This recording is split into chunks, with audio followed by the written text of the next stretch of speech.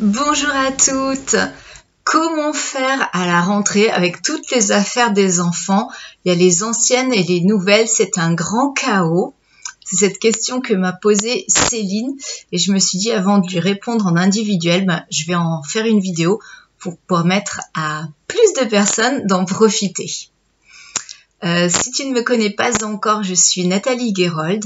J'aide les femmes que j'appelle des éveillées éparpillées à sortir du bazar qui les étouffe, notamment de tout le bazar lié au développement personnel qui était censé améliorer leur vie et qui en fait finit par les plomber par toute cette masse de livres, de papier, d'écriture et d'autres objets. Donc la rentrée, les affaires des enfants. J'aurais donné quelques pistes et la première, Céline, ça va être de dire pour toi et pour toutes les mamans du monde, on ne fait pas à la place de ses enfants. D'ailleurs, on ne fait à la place de personne d'autre. Pour le désencombrement, il y a vraiment un respect de soi, un respect de l'autre qui est super important à mon sens. Donc, on ne jette pas pour les autres, sauf cas particulier exceptionnel. Donc, si tu veux faire du tri, faire du rangement avec les affaires d'école de tes enfants, fais-les avec les enfants.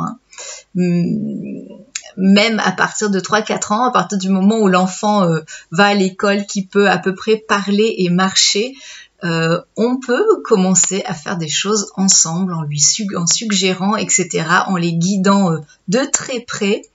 Et après, forcément, quand ils grandissent au fur et à mesure à l'adolescence, etc., c'est vraiment important qu'ils puissent prendre leurs propres décisions, mais il y a moyen de les guider là-dedans. Voilà. Alors après, pour répondre plus en détail, c'est un petit peu difficile parce que suivant l'âge de tes enfants, suivant l'état de rangement de ta maison, suivant la culture familiale que tu as par rapport au rangement, au désencombrement, à tout ce qui est tri, à tout ce qui est ordre dans la maison, les conseils que je pourrais te donner seraient différents. Ça pourrait faire l'objet d'une séance complète ou même de plusieurs séances de coaching. Donc, je vais pouvoir juste là, je vais te donner quelques toutes petites pistes en faisant des suppositions par rapport à ta situation. Donc, une piste qui me paraît importante, moi, ce que je conseillerais, c'est d'avoir, chaque enfant a forcément son matériel de classe, son cartable, etc. Mais on peut aussi, au sein de la famille, au sein de la maison, constituer une zone de papeterie familiale, donc une zone spéciale, un placard, une étagère, un endroit peut-être dans le salon, dans une zone commune, un endroit où il y a le papier, des cartouches de rechange, des gommes de rechange, peut-être quelques classeurs vides, des vieux intercalaires, en fait, voilà, le scotch, les agrafeuses, tout ce qui est consommable papeterie. Au lieu que chacun ait sa réserve ou pas de réserve, etc., et piquer les uns des autres, moi je conseillerais d'avoir vraiment une zone commune de réserve et que ensuite chaque personne a uniquement ce qu'il utilise ici et maintenant. Il n'y a pas ce que j'utilise plus au cas où, plus la réserve, plus le truc de l'an dernier et de l'année d'avant, etc.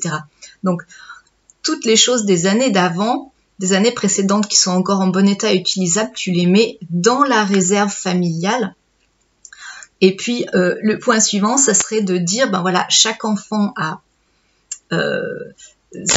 ses affaires d'école, son cartable, bien entendu, mais aussi son cahier, sa trousse, ses stylos, etc., et moi, je te suggérerais de repartir à zéro chaque année. C'est-à-dire que à la fin de l'année, après effectivement, c'est la culture familiale, à la fin de l'année, de faire un petit peu le vide en disant, voilà, qu'est-ce qui est encore bon, qu'est-ce qui est pas bon.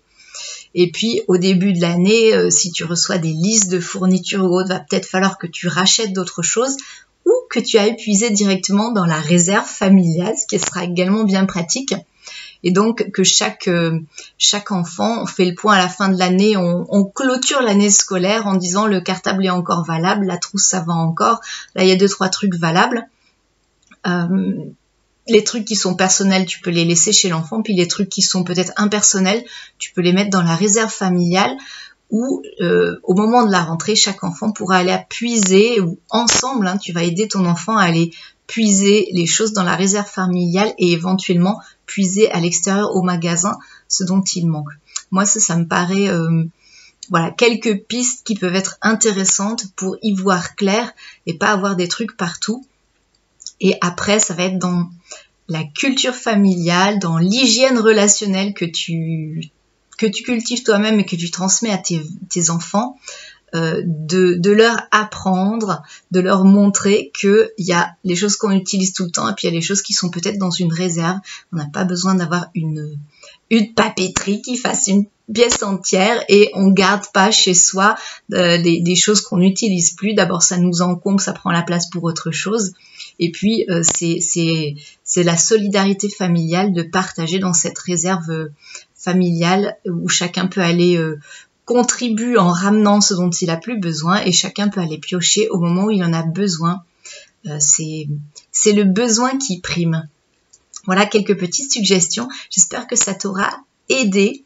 Et si vous avez d'autres besoins ou d'autres suggestions, n'hésitez pas à m'en faire part sous cette vidéo.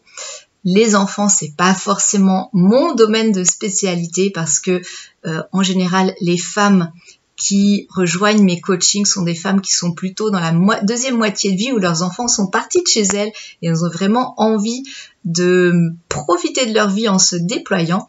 Mais bon, j'ai moi-même 2 enfants qui sont maintenant de jeunes adultes, mais je sais qu'effectivement, quand on a des enfants, l'ordre à la maison, c'est une thématique ultra importante. Donc je vous donne volontiers des petites pistes là-dessus.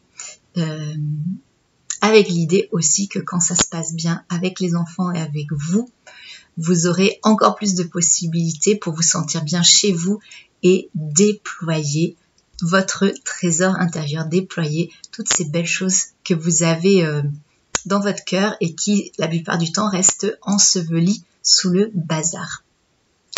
Je vous souhaite tout de bon. Je vous donne rendez-vous dans une prochaine vidéo ou à un prochain événement.